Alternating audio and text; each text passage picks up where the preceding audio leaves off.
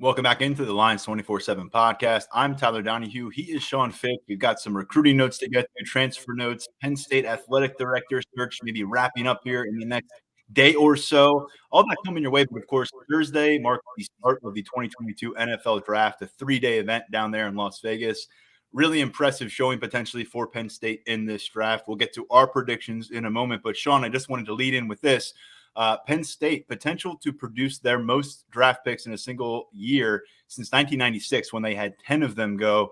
You've got them with 9 Nittany Lions in 7 rounds. I've got 8. Either way, it's quite a group. It's quite a group. And looking back, somebody posted that 96 class on our site earlier this week. That's a lot of dudes getting drafted. Penn State continues to churn them out. I think you're probably, as much as I hate to admit it, you're probably right in 8, but I think the potential for 9 is there.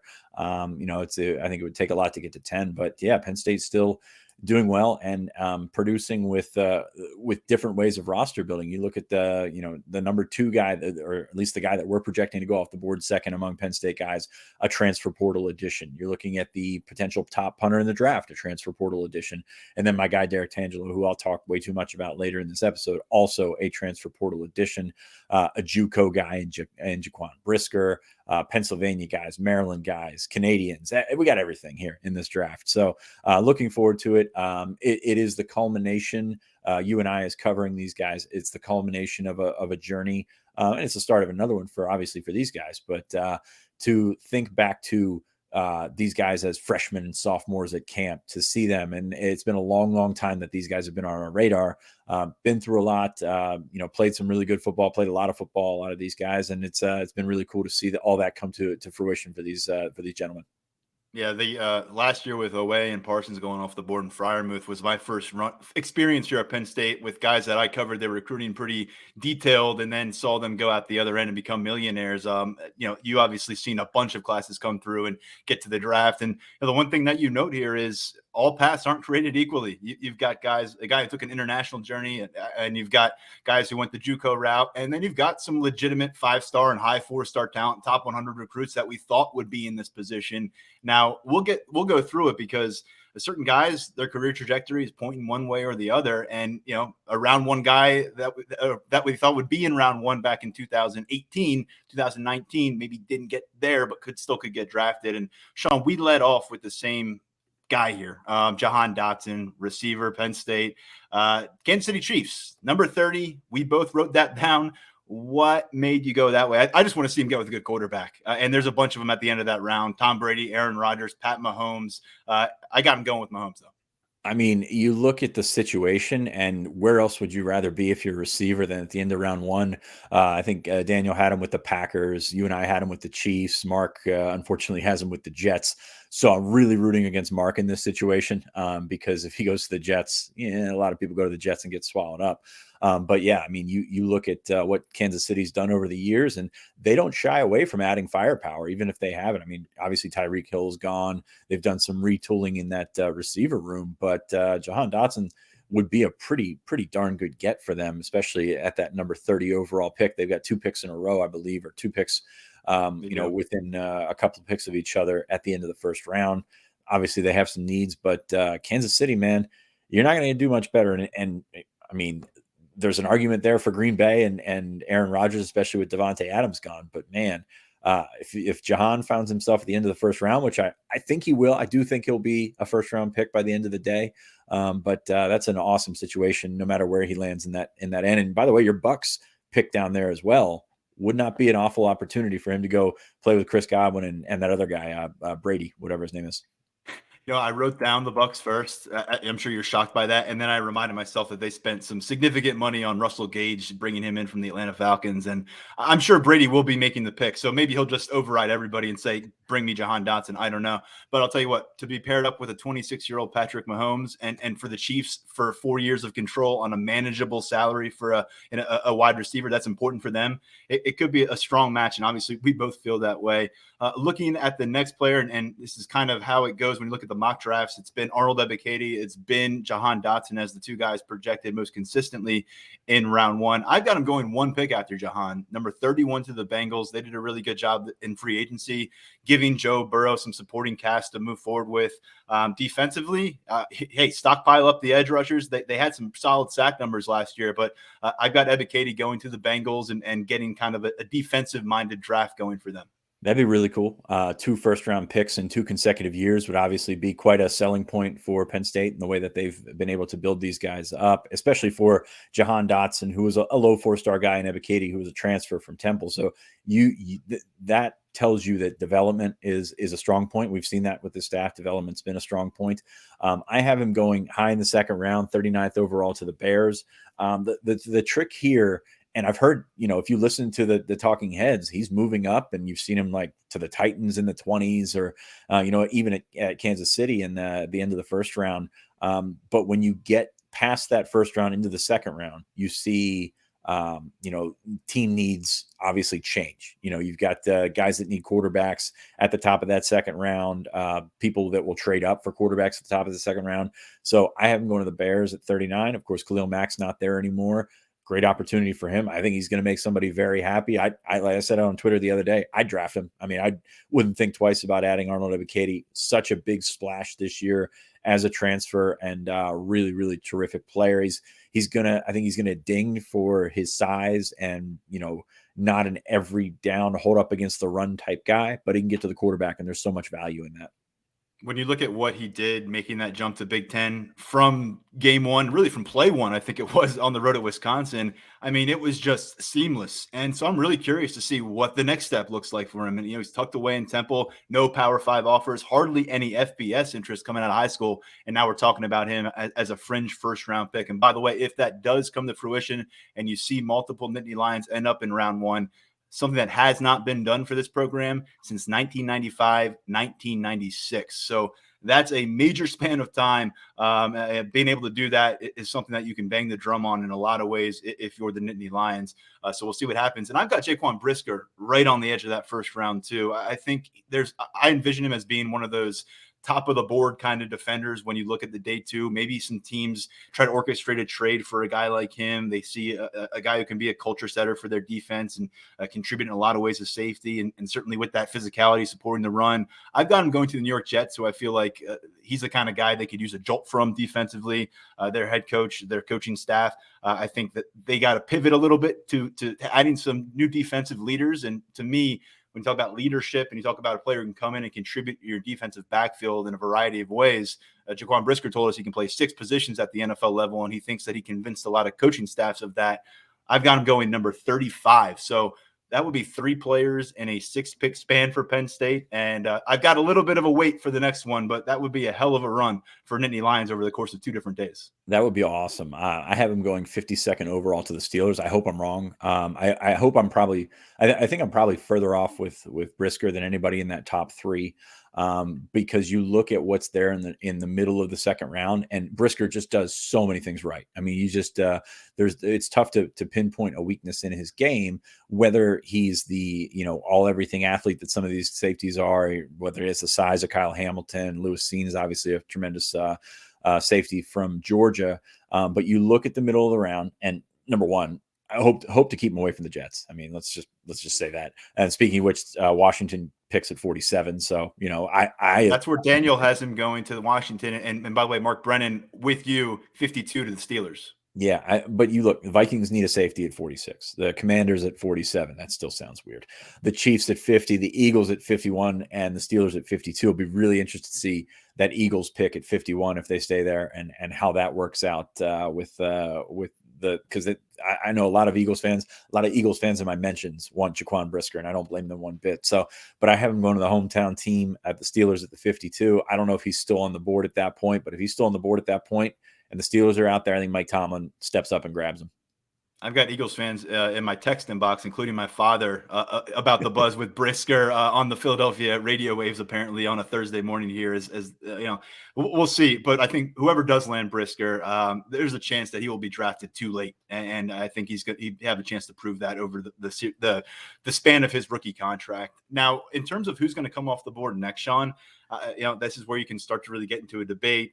We've got a couple guys here in Rasheed Walker, the offensive tackle, and linebacker Brandon Smith, where you can kind of swing that pendulum one way or the other and trying to figure out where they land. Let's start with Brandon Smith, former 5-star prospect, a 2-year starter for the Penn State Nittany Lions. I have him going into round 4, the 3rd pick of round 4 on day 3 to the Houston Texans. You've got him coming off the board a little bit earlier on Friday, round 3, pick 38, 102 overall to the Miami Dolphins. So we're separated by a day here, but Sean, I've only got him going 6 picks later than you. Yeah, there's a bunch of compensatory picks at the end of the 3rd round. And Smith, I mean, if I'm going to do this and play my shtick the way that I have the entire offseason, somebody's going to fall in love with Brandon Smith. I'll be interested to see if it's like a really smart franchise that's been able to do this with people and stockpile people and maybe get the most out of people. I know Daniel has him going to the Ravens. I think it'd be great for him to play in a system like that where, he could, sit back and learn for some people and grow and continue to mature. I have him going to the Dolphins, so I'm not really sure on that. Obviously Mike McDonald's coming in and doing his own thing. Seems like a smart guy, but we haven't seen any personnel development or anything like that from him as a head coach yet. Not obviously that's nothing he can control.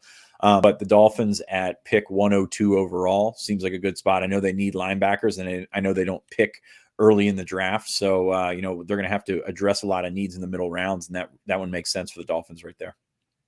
Yeah. And so Mark has him going round 4, pick 121. So 13 after I have him to the Kansas City Chiefs. And Daniel, people are probably like, who's Daniel? If you didn't catch the last episode, Daniel Gallen, who previously covered Penn State for Penn Live, is now with Lions247 staff. He's got him going pick 100 in round 3 to the Baltimore Ravens. So between the 4 of us, Sean, we've got him going between 100 and 121. So that's a really close range. So if we're way off together on Brandon Smith, who I with you, it takes one coaching staff, one executive to convince himself that he is the answer to mold Brandon Smith to become this guy who capitalizes on it. Maybe that happens, and 5 years down the road, we're saying, where was this Brandon Smith at Penn State? Maybe 5 years down the road, Brandon Smith is kind of scrambling for a roster spot. It could go either way with him, and I think that's kind of the story of his draft experience. Now, Rasheed Walker, there's more unknown variables here. Let's start with the fact that last time we saw him, he was watching Penn State's pro day. He was an observer at the scouting combine in Indianapolis. He was on crutches down at the Outback Bowl. In the last few games of his final year with Penn State, he was sidelined. So not the way we thought it would go for Rasheed Walker in 2021, who this time last year we were talking about maybe he can climb into that first round territory. Again, he's somebody that I think maybe round 3 to 5, that pendulum swings. Daniel Gallen has him going with the 31st pick in round 3 to the Cincinnati Bengals. I've got him going 129 overall in the 4th round to the Dallas Cowboys. You've got him a little bit earlier, round 4, pick 6 to the New York Jets. And then Mark Brennan wraps it up here. He's a little bit after me, 141st overall to the Baltimore Ravens. So 3 round 4 picks and 1 late round 3. End of the moral of the story here is not where we thought Rasheed Walker will be mentioned in this draft a year ago. Yeah, 2 things here. Daniel's highest on has the highest pick on everyone, so he's trying to endear himself to the fan base, I believe. But with Walker, say everything you said about Brandon Smith and just repeat it. I mean, somebody's going to take a chance on this guy. Enormous potential. Obviously not working out at the combine or pro day because of the injury is going to ding him. But there are so few offensive tackles, especially in that middle round. If you can find a guy that you think can potentially be a starter for you. Now, I will say this: you've got him going to the Cowboys. Mark has him going to the Ravens. Good fits there because he could have time to develop, time to do something like that. I have him going to the Jets. And as much as this has become a Jets bashing podcast, and I say that as a Washington fan. So. But it's a situation where everybody's looking for an offensive tackle. Rasheed Walker can play. He's shown that in the past. Still think his best football is ahead of him, as I said earlier this week.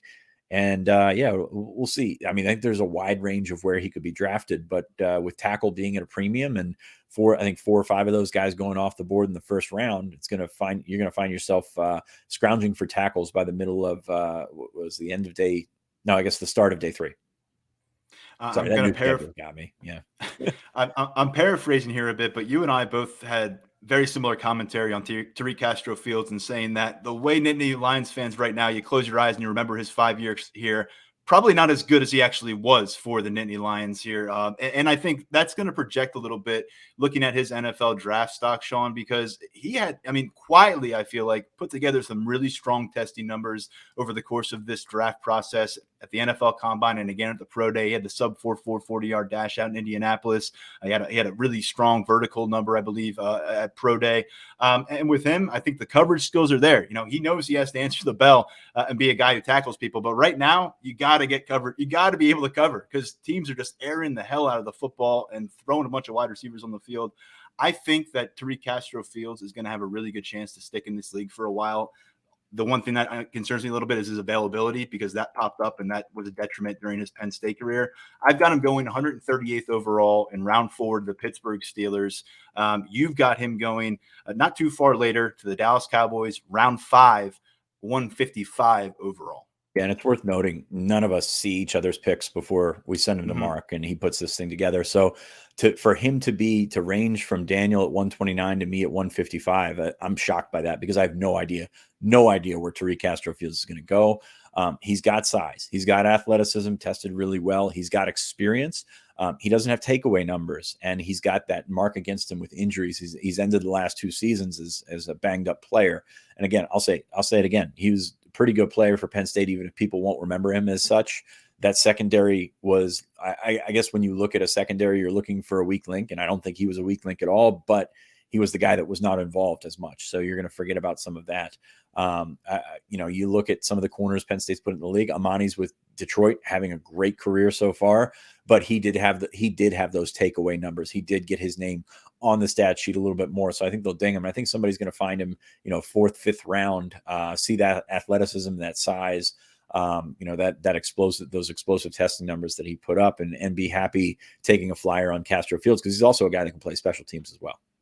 Yeah, the splash plays weren't there. I mentioned Oruwariye. You can think of a few. The game sealer against Appalachian State in overtime is one that stands to mind. I think when you think of Castro-Fields and pivotal plays, sometimes you think of ones that maybe worked against Penn State in some key moments, just because that's the nature of the position a lot of times at cornerback. And it's actually 3 straight seasons, Sean, where Tariq Castro-Fields wasn't healthy and fully available for you. Remember 2019, back in 19, Terry Smith said he felt like he was watching a future 1st-round pick. And he said the second half of that season, we saw it on the road at Minnesota. That was a big moment, but never quite able to play consistently, be available consistently for all those reps. And fortunately for the Nittany Lions, they've been able to build really strong depth at the cornerback position. So it didn't bite them too badly.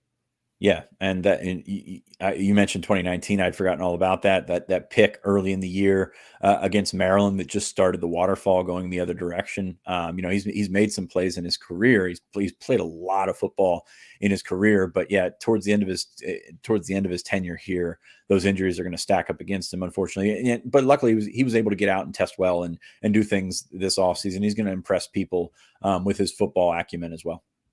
So for those keeping track at home, we've got 6 Penn State players drafted through the early portion of round 5. You and I, Sean. Let's move on to Jesse Luketa. We're pretty far off on this one. I'm sure people are stunned that I was the highest on Jesse Luketa's draft stock. But hey, it's 5 years in the making for that. So I've got him going to the New England Patriots with the 158th overall pick, which is about 14 picks into round 5. And so I think Jesse Luketa left campus at a really interesting point in his football development. We got that glimpse into what he could be as a potential edge defender, and I'd love to see more of that. I would have been great to see more of that at Penn State. I completely understand why he left, and it made sense. But we saw 3 years of linebacker play that didn't wow you. So you're kind of, that plus the lack of explosive testing numbers and the speed issue. He was injured in the 40-yard dash in Indianapolis. He didn't get another one on the record. The speed's a question mark. The athleticism's a question mark. But I do think Jesse Luketa is going to get a chance. And considering who this guy is, I really like his shot to stick on a roster come September. The overanalysis of the offseason is something that I think has stymied his trajectory. You look at coming out of the season, he was doing really well, Senior Bowl doing really well, got into the combine, was excited to run a 4.6 or whatever, and then got hurt because the questions about his athleticism had been around for a long time. And this was a guy that showed up running in the 4.9s for Penn State as a linebacker and, eventually made his mark as an edge rusher. So The versatility is great. The production last year was great as well, but those athletic questions are going to be something that dings him, because when you're playing in a league where everybody's big and fast, you better be pretty darn big, pretty darn fast, and be able to run. So I think, unfortunately, I think that's going to ding him, but you find a spot where guys have value like that. Special teams, the versatility with the linebacker and the edge. I look at a guy like Dan Campbell, who values those sort of things. I have him going at round 6, pick 2, number 181 overall to the Lions. He certainly likes his Penn State guys as well. So hopefully, for a kid from Ottawa playing in Detroit, I think it would be a pretty good opportunity for him, playing with Kabinda, playing with Amani, and doing that thing where they continue to produce. Thought you might reference him as the heir apparent as the Lions fullback, but you didn't go down that road. I thought about that, actually. Yeah, he could do it. I have no confidence that he couldn't. So yeah, maybe he takes Kabinda's job one day. But I think Kabinda, he's not ready to let that one go. No, he hold that one as long as he can. By the way, Mark Brennan also has him in round 5 to the New York Giants. Daniel Gallen has him in round 5 to the San Francisco 49ers. So 3 in round 5. Sean's got him early round 6. And let's get to the specialists, because we don't often talk about this come draft time. Penn State. What's that? I said, yeah, I know. Yeah, right. So Daniel Gallen's got him going the highest. Pick number 166 in round 5 to the Philadelphia Eagles. Go a little bit further down. Mark Brennan's got him going pick 172, just 6 picks later, to the San Francisco 49ers, going to a very Penn State-centric specialist unit out there. You've got him in round 5 too. So you've actually got him ahead of Jesse Luketa in terms of the pecking order for Penn State players. I'll let you start off here. Los Angeles Rams, pick number 175. Remarkable for a punter, where the range could be 4th round to undrafted, which I don't think Jordan Stout's going to be undrafted, but we are all 16 picks apart, which is pretty remarkable. The Rams did just sign a free agent punter, but I mean, you have an opportunity to grab the number 1 punter in the draft. Pretty obvious that they could bring him in, at least compete in camp. I looked at where the top punters have gone in the last several years, 4th to 6th. So I think Jordan Stout going 175 overall to the Rams may be a little bit high, but I think he's talented, and really a bittersweet week, because you think about all the times that we have referenced that Jordan Stout was not a scholarship guy for Virginia Tech, and they could not find a scholarship for him at Virginia Tech. I mean, that's going to end all soon. I mean, he's going to be a pro soon. We're not going to be able to talk about that. So really just a tough way to go out for that reference, but happy for Jordan.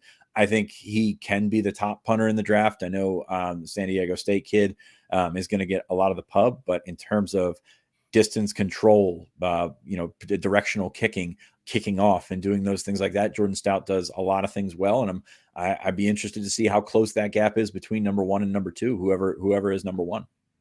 Yeah, and until Arnold Ebiketie showed up and balled out last year, Jordan Stout was the premier pickup in the transfer portal for Penn State to this point. And I've got him lingering just a little bit longer. Third pick, of round 6. So actually 1 pick after you have Luketa going, I've got Stout heading to the New York Giants. And I just think because of that versatility he displayed, not that you want to trust him as your primary field goal kicker, but he can give you some wiggle room on your roster. Injuries pop up. I guess COVID's not so much of a thing that they have to deal with in the NFL anymore, but roster spots are so precious. And I think Jordan Stout, teams are going to see he may be able to free you one up over the course of a season because of what he can do.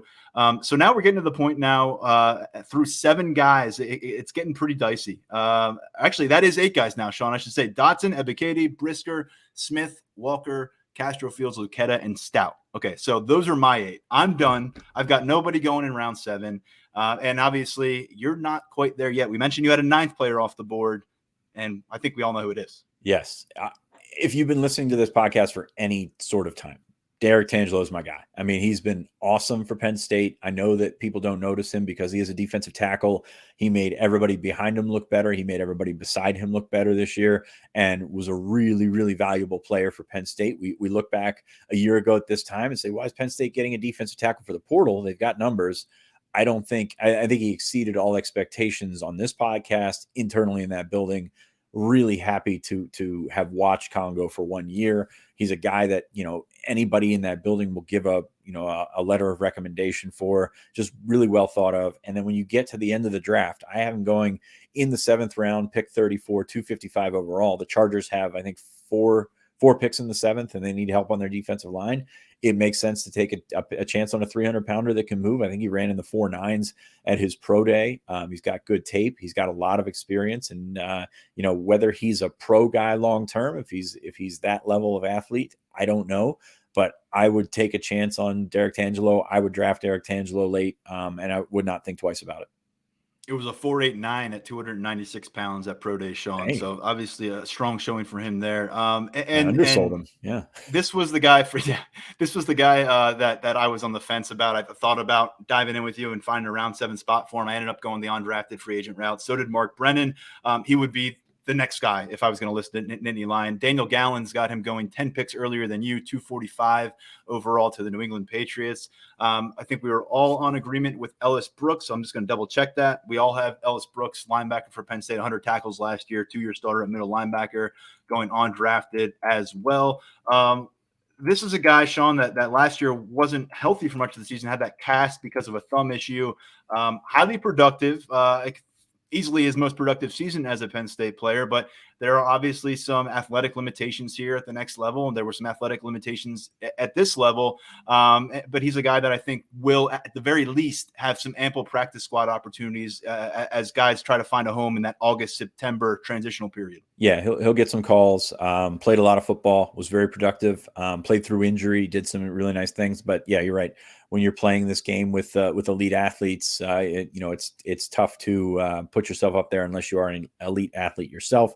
Brooks coming up a little bit short on that, so I think he's going to find a spot to work out in camp. But at the end of the day, I don't think he gets drafted. It's unfortunate because he's been a solid player for a long time. But when you think about how many draft pick slots there are, you think about how many really, really good college football players there are, it kind of makes sense. It's the unfortunate reality of this draft situation. Hopefully we're wrong. Hopefully he goes. But the unfortunate reality is there's a lot of good players that will be looking for homes at the end of the day or at the end of the weekend.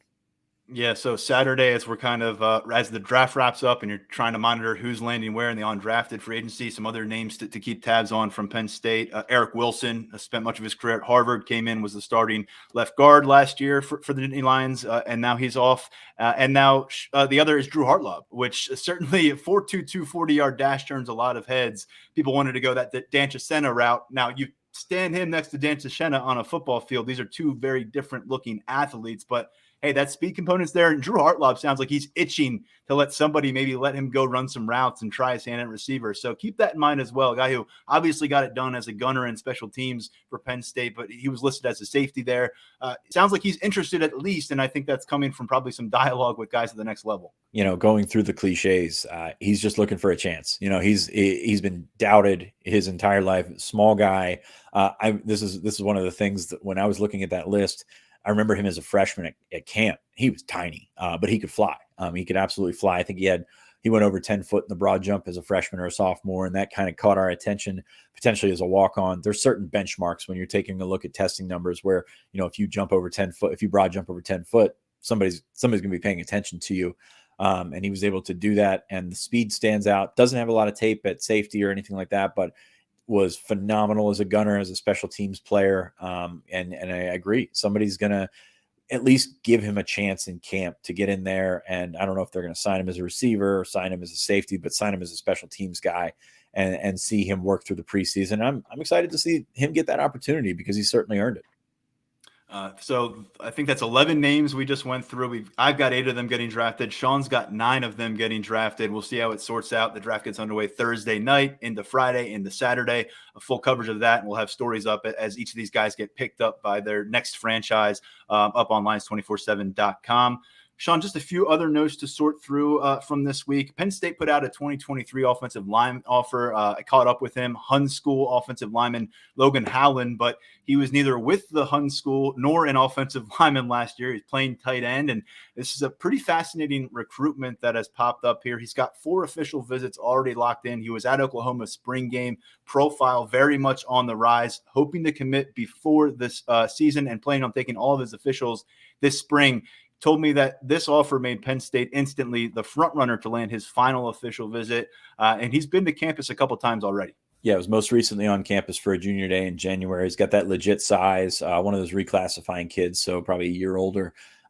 Be interesting to see, because you look at this time of year, and there are a lot of guys still in the 2023 class, they're going to pop up with new offers, and you'll be like, where did that come from? Even in the region. But he got offered by Oklahoma over the weekend when he visited there, and that's going to, cause people to go back over the tape, check out their evaluations, and see what's going on. So I think that'll be a really interesting one to watch, because he does have the size, he does have athleticism. He's been on campus before. He knows kind of the ins and outs, but I think there's some really interesting prospects as coaches go on the road in the next couple of weeks. There's going to be a lot of those situations where you're going to see offers flying out, and a guy like you look at a guy like the 2025 offensive lineman from Toms River that Penn State offered yesterday, and the name's slipping my mind right now, but you look at Ohio State, Texas A&M, all those came in a batch, and it's been 4 or 5 months since this guy played football. So what's happening now? Coaches are getting out. They're getting to see these guys work out. A lot of the schools, at least the schools that know what's going on, have these workouts for coaches where they get an opportunity to showcase their athleticism in front of them. And that's your chance to get a spot in line. As we said, it's an offer means a heck of a lot different than what it used to mean. So now you're just putting yourself in position to get a visit, to get this guy on campus, and to continue and further your evaluation. So that's the type of that's where we're at on this calendar, excuse me. So you're going to see a lot, maybe not a lot of offers like Howland, but a lot of guys like that are coming onto the radar.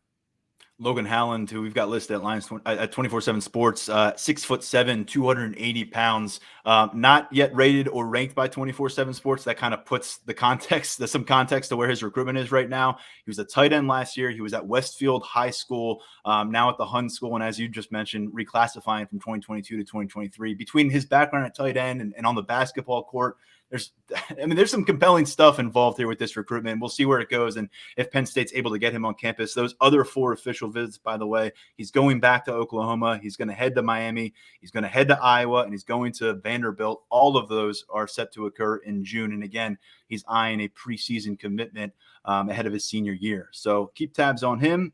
Transfer portal news about outgoing guys that have been gone. We're not part of that updated roster back in January, and then we saw them subsequently enter the transfer portal.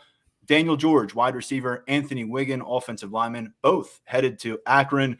Joe Moorhead, of course, year 1 head coach over there, former Penn State offensive coordinator. Didn't cross paths with these guys while they were Penn State players, but Daniel George committed to the program when Joe Moorhead was the offensive coordinator. And obviously there's a lot of connections still in place and communication still in place between Joe Moorhead and those who would know what these guys are all about. So good luck to both of them. It didn't pan out for Daniel George, is a guy that I think we were both compelled by on both sides of the ball when he was in high school. He stuck at wide receiver throughout his career at Penn State. He played a lot of football, a lot of it on special teams. He was in every game last year, but did not record a catch. And in one of the strangest kind of career juxtapositions, he has the longest touchdown reception in Penn State history, 95 yards in the 3rd game of his college career from then backup Sean Clifford. That was the only time he reached the end zone in a Nittany Lions uniform. Going to be a hell of a trivia answer for somebody down the road. But yeah, you're right. Joe Moorhead trying to stock up on FBS talent, Power 5 talent. These guys, obviously, I think they have something to give. I'll be interested to see. Daniel George, phenomenal athlete, just could never catch on at receiver. And then Anthony Wiggin, who I talked about a week or 2 ago. Everybody needs offensive linemen, so you might as well give it a shot. Joe didn't coach these guys firsthand, but I'm sure he knows enough people and got the right sort of letters of recommendation and such.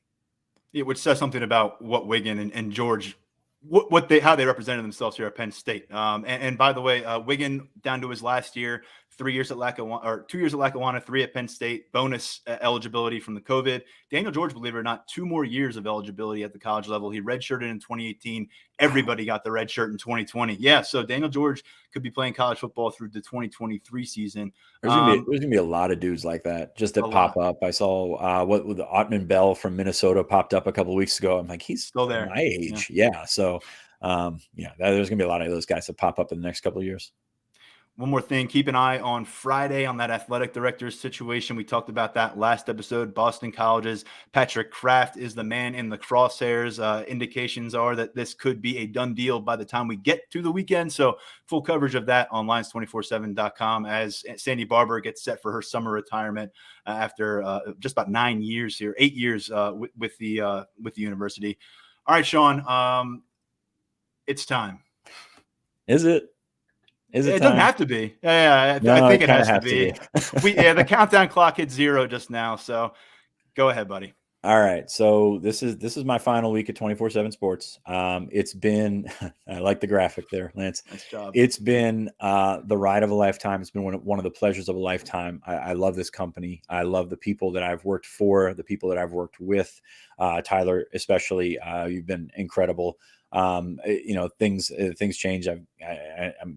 I'm not going to get into the next steps or anything like that, but I'm very fortunate to have been a part of building this company, a part of building Lions 24/7, a part of establishing this podcast back with Andrew Callahan years ago, and continuing it on with Tyler, and working with guys like Jeff Rice, and working with guys like Mark Brennan, working with the recruiting team, the absolute best recruiting team in the business, with Steve Wilfong and Alan True and Brian Doan. And I'm still going to hear from Doan every day, I'm sure. But Andrew Ivins, just the list does not stop. The guys in Nashville, Kevin Ryan, Pat Foley.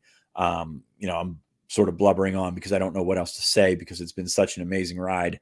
But I'm excited for the future for my family. It's really something that I'll address at a later date. But this site, this network, this podcast, that means the world to me because of the people that we've been able to interact with over the last several years. Whether you listen, whether you click and read and post, whether you come up to me at a tailgate and say, I've been a member for all 12 years and I've got 2 posts. You guys are the best, by the way. It's been really something special, and just as I said, one of the greatest joys of my life. To be able to do what I have done for this long. And it's just really incredibly overwhelming at this point. Not a decision that I came to easily, but I'm excited for the 24/7 Sports as a network. I'm excited for Tyler and his growing family. To watch him become a father has been so incredible. I can't say enough about the last 12 years as my voice starts to crack. I can't say enough about the last 12 years. Can't say enough about everybody that's been involved in this. I'm really going to miss everything that we do and have done, because I think we've done it the right way. I think we've done it at a professional level. I think we've done it at a personal level. We've gotten to know so many of these people, and it's just been the thrill of a lifetime, the joy of a lifetime. And I'm forever indebted to anybody that's ever taken in our product, taken in what we have to say, and believed in us. And I think it's been a really special run. Yeah, you put in a ton of effort to this brand. I got a sneak peek into that the last 4 years, and it's been pretty amazing to see the inner workings behind the machine, how it all works out at Lions 24/7, and obviously just tremendous gratitude for you welcoming me in, a Rutgers guy, to the site 4 years ago, and I think a lot of fond memories from this podcast. Maybe not as fun when it's 2:30 a.m. and you're listening to me talk in circles about what happened in the Penn State game hours before, but those late night post game podcasts and some of those pandemic podcasts where we were sitting down and being like, what the hell are we supposed to tell people? Like, recruiting shut down, Penn State's off campus, and yet we still kept cranking out episodes every week, and we made it through. So, man, just tremendously grateful. I'm glad I got to be in the trenches with you when we got hit by a pandemic in the sports industry and what we do. It was a scary time, and we weathered the storm. We came out the other side stronger, and I'm really thrilled for you and your family. Wishing you everything that's great and what's next, and we'll be seeing you around. Yeah, no doubt about it. It's been a dream job, and it's been really incredible. And like I said, working with you, working with Mark, working with the folks that came before you, working with Andrew Dorita for 12 years, been awesome. And again, that recruiting team, can't say enough about them. Can't say enough about 24/7 Sports. It's a great company. It's a very, very positive company. There's a lot going on. I know that I was talking to you. I'm going to have to figure out a way to keep my Paramount Plus, but we'll figure all that out offline. But thank you absolute heartfelt thank you to everyone who's ever consumed anything that we've done, because you guys are what has given us the chance to live the dream, to live out this life. And it's been absolutely awesome. Give our listeners a chance to pick their jaws off the floor. Although I know by the time this is aired, you've put it out there on the message board, you put it out there on social media. But Sean, we're going to come back with a podcast next week. You won't be on it. It's going to be strange. We're going to adjust. It's a great time of the year for this kind of a transition. I'll say that, but we'll focus on that next week. Just want to say best of luck to you. A lot of love for you and your family. And thanks for riding alongside with me here on the podcast for the last 4 years, buddy. Hey, thank you. Great things ahead for your staff. Great things ahead for your site. Again, support Tyler, support Mark. Welcome to Daniel and anybody else that will join onto this site because it's a tremendous production, and you guys are the best. For producer Lance Glynn, I'm going to let Sean Fitz off the hook with a 5-star mailbag this time. We'll talk to him down the road. This is the last time on this podcast. I'm Tyler Donohue. Strange times. We'll keep going. We'll talk to you next week. In the meantime, Mr. Fitz, enjoy yourself this weekend. Thank you. Thank you, everybody.